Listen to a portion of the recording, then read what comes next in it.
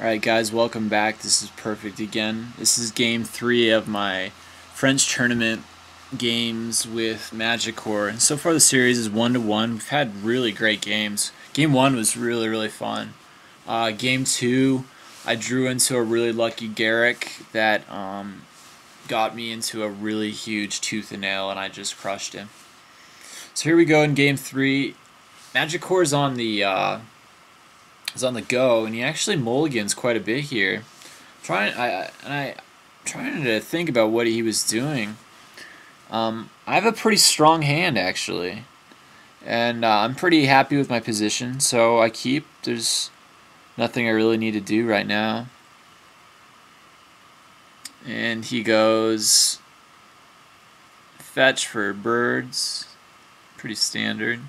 He's got, let's look at his hand. He's got Jace and Force Spike. Obviously, I don't know Jace is in his hand, but a turn 3 Jace is one of the strongest plays that you can make in Magic. Unless you have some board advantage and you let a Jace go rampant for a turn or two, you're hosed. Alright, so we're coming back to my turn. I play an early Elves, pretty standard. I went for the regular fetch. I'm curious why I did that.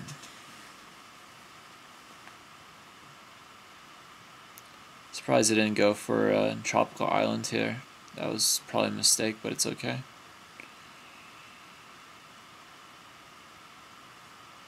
Go for the early Cobra, and there's the Force Spike. It's fine. I bait out a counter. And I'm thinking I'm in good position right now. If you look at the board, he only has three cards in hand, and I have 5. We have the same amount of creatures and lands. So I'm thinking I'm actually gonna be pretty far ahead.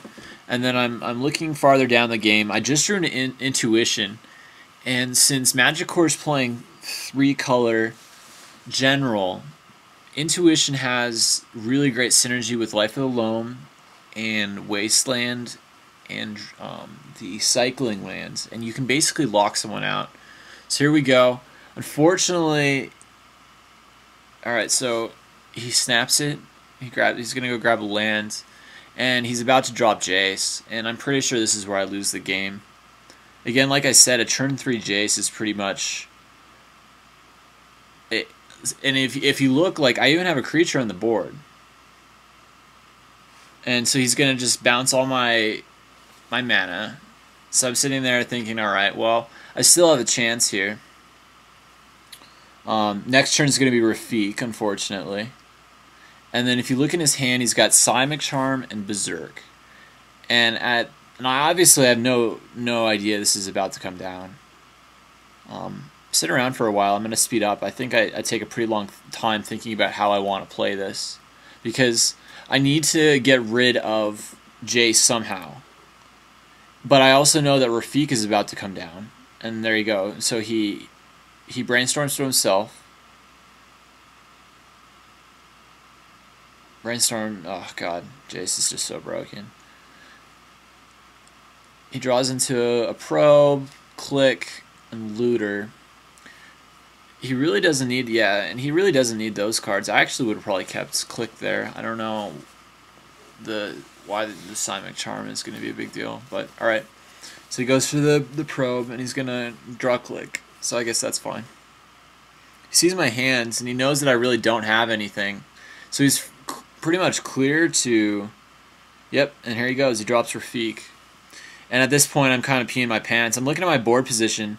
Jace is just going to bounce whatever blocker I throw out there. And looking at my hand, I don't have enough to cast Thragtusk. At this point, I started to panic, and I went and fetched a Dryad just in case that I needed to block the Rafiq. I really can't let that damage be going through. Alright, so here we go. I guess I decided to drop the Thragtusk.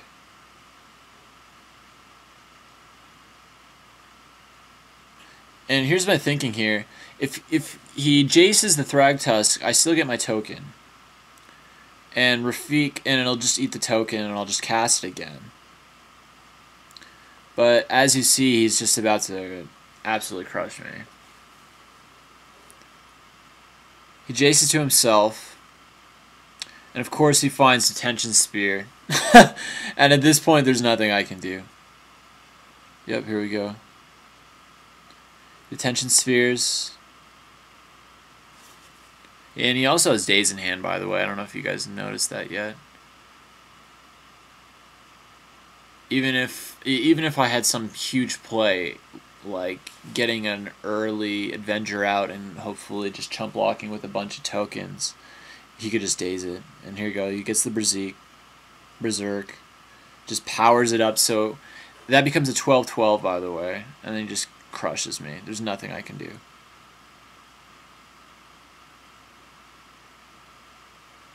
I mean, I don't know how I feel about these games.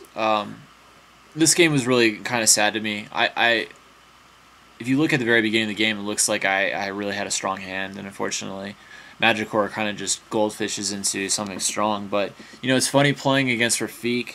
I say goldfish, but it happens all the time. It's kind of similar to how my Mimeoplasm deck plays, in the fact that it's not that hard to get turn 3 or 4 kills, especially when you're running cards like Berserk. Anyways, great games. I lost the series 2-1, but I was pretty happy with my play overall. And this is one of my first drafts of the deck. It's actually come quite a bit further since then. So hopefully more of the tournament games that I commentate, you'll see kind of a progression of the deck. Anyways, thanks again, guys.